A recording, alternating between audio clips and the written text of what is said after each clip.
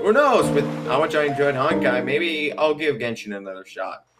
But I'll wait until Eula gets a rerun. I'm sure it won't be anytime soon. I mean, she hasn't had a new banner in almost 2 years. I don't think Hoyoverse is in a rush.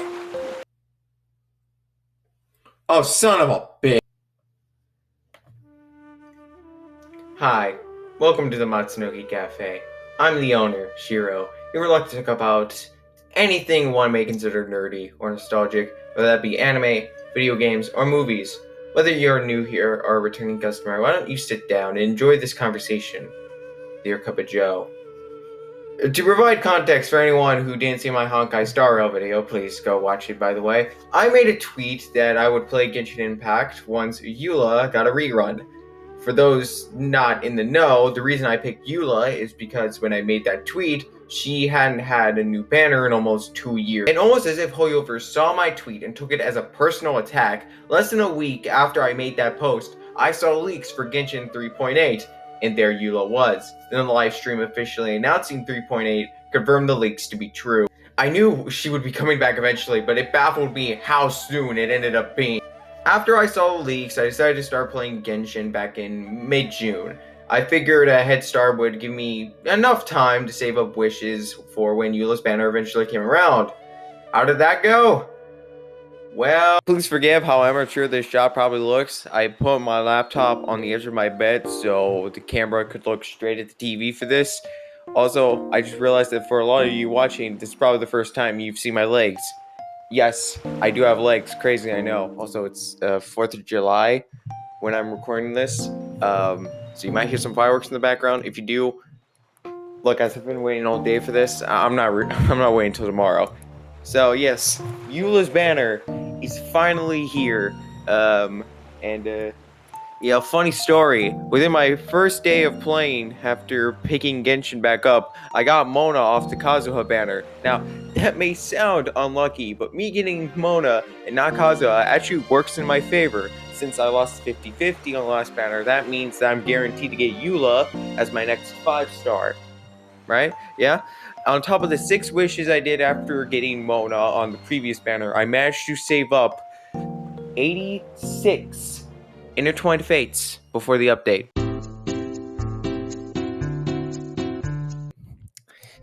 So, here we are. Eula Lawrence is finally within my grasp. She will come home tonight. That's not wishful thinking. That is an absolute certainty. My perseverance and dedication will finally bear fruit. I had to ensure I would get her on my account. I couldn't let her slip through the cracks on me. I started playing Genshin because that stupid bet I made on her. If I failed to get her now, then what the fuck was the point of all this? Now, without further ado, let us spin the roulette.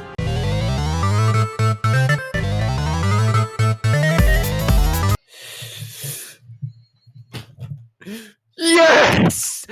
My baby girl is home at last. My life is complete.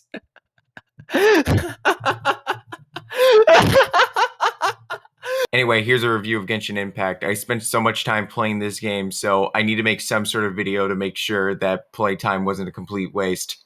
Now, let me preface the review by answering the big question. Do I like the game? Yes. With an asterisk, but we'll get to that.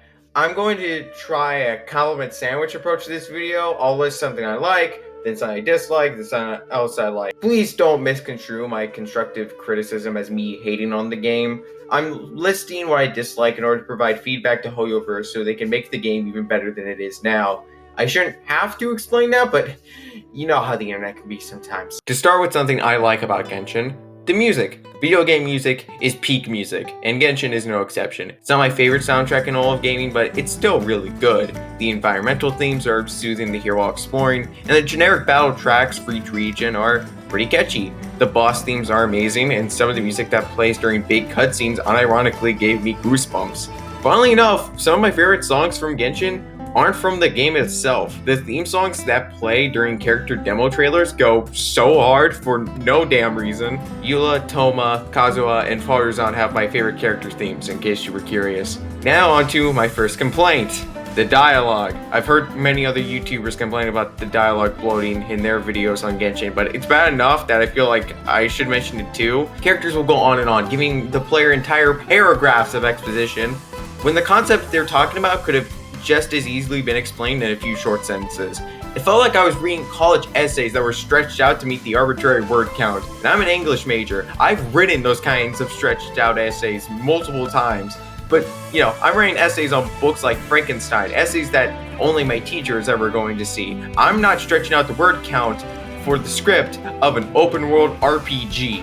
And then Paimon makes the unnecessarily long dialogue drag even more. After you're done seeing through a cutscene and told where to go next, Paimon will regurgitate everything explained by the other characters in that cutscene you just watched as soon as you're given back control. Like, yes, Paimon, I know what to do next. Venti just fucking told me! Funnily enough, one of the best parts of the game writing-wise is the story quest involving Dane's Leaf after you complete Sumeru's story. Without going into spoilers, a large majority of this quest has you end up without Paimon or Dane by your side. Instead, it's just you and this noble-looking guy trying to find a way to help his kid. And yeah, the noble can go on some tangents here and there, but it felt refreshing to not have Paimon repeat everything I just heard after every cutscene. It's pretty baffling how fully animated cutscenes for pivotal story moments will give me goosebumps with how genuinely good and well-paced they are, but I'm bored to tears by the excessive amount of text boxes within the build-up to these exciting moments.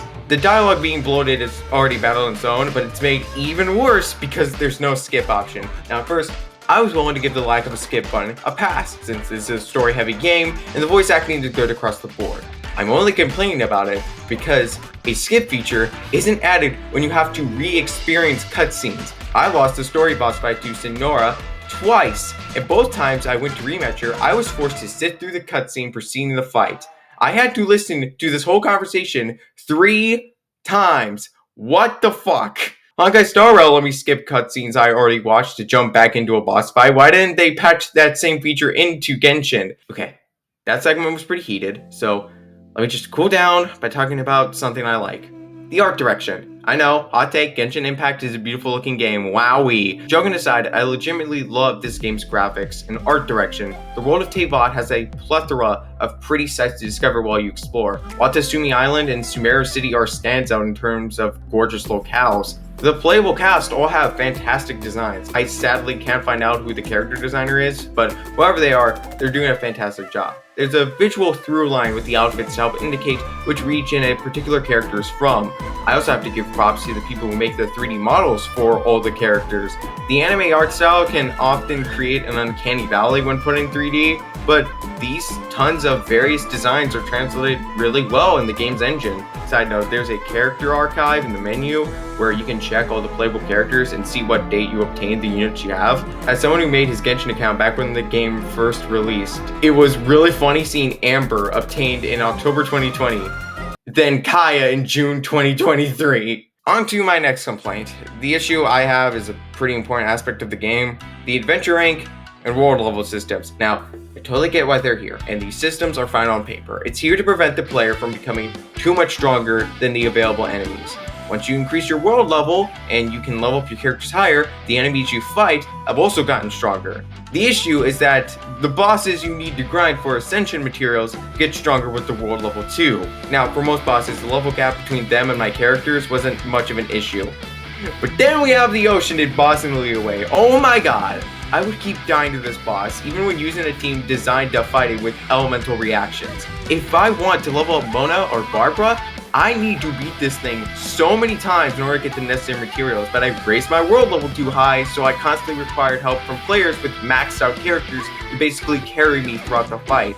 And yeah, I could get the materials from other boss monsters to level up my B team and thus have an easier time with Ocean Lady, but getting the necessary materials to ascend characters I don't plan on using often is too much of a time sink just to level up some Hydro units further. By the time I beat those bosses enough times to ascend these characters, I might have increased my world level, and now the ocean boss I wanted to fight from the start is even stronger now. It never ends. Yes, there's an option to lower the world level on your account, but you can only knock the world level down by 1. Once you reach world level 5, you can only go down to level 4. So I can only make these bosses marginally easier for grinding. And it's funny how much I dislike material grinding because I enjoy the general gameplay of Genshin Impact.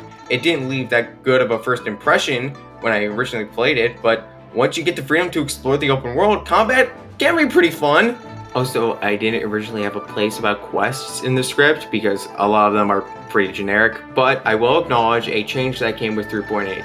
As soon as you choose a quest from this menu, you're now immediately brought to the map to see the exact spot of the objective and can just as quickly select the closest warp point. Thank you for adding that feature, Hoyoverse! And while on the topic of quests, I do enjoy the character-focused story quests. They do suffer from the same pacing issues I mentioned with the main story, but it can be fun getting the chance to hang out with your favorite characters. Anyway, back to gameplay. It's admittedly pretty basic, but I understand it's kept simple for the fact that this can be played on phones. Obviously, the less buttons you have to put on those small screens, the better. Still, the amount of customization with the character's unique talents and weapon abilities is pretty impressive. Honestly, the fact this open world game runs at all on mobile phones is insane to think about. The open world is the biggest appeal to playing Genshin for me, not the combat. The combat is serviceable, but I don't feel compelled to challenge myself and try completing the abyss or anything.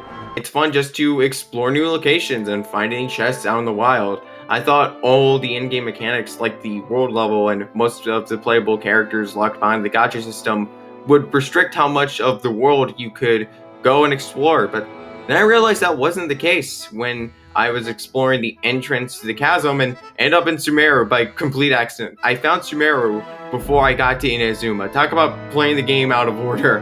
I do realize I was only able to have that experience because I started playing the game after Sumeru was added in. It's kind of crazy how barren base game Genshin was in comparison to how much stuff has been added since its launch.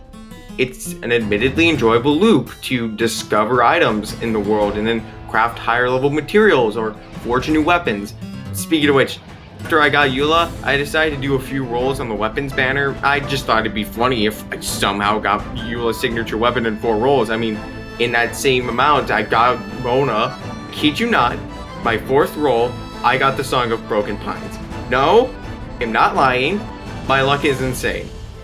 I won't lie, I'm kind of surprised I ended up enjoying Genshin as much as I have. Is it my favorite game of all time? No, far from it. In fact, I get pretty burned out on it after a while. In my experience, Genshin and Star Rail are games that are best played in short bursts. I honestly don't recommend the game if you have no self-control with spending. There's really no need to spend money on it, I'm being serious about that. I'm enjoying the game with the small amount of characters I have, and I prioritize my personal enjoyment over any need to collect the entire playable cast. So, if this game looks interesting to you and you're smart about your money, I'd say give it a shot. But that's it from me. Thank you for watching this video. If you enjoyed it, I ask that you consider subscribing to the channel. As a smaller content creator, a subscription seriously helps me grow on this platform. Until the next video comes out, stay safe out there, everyone.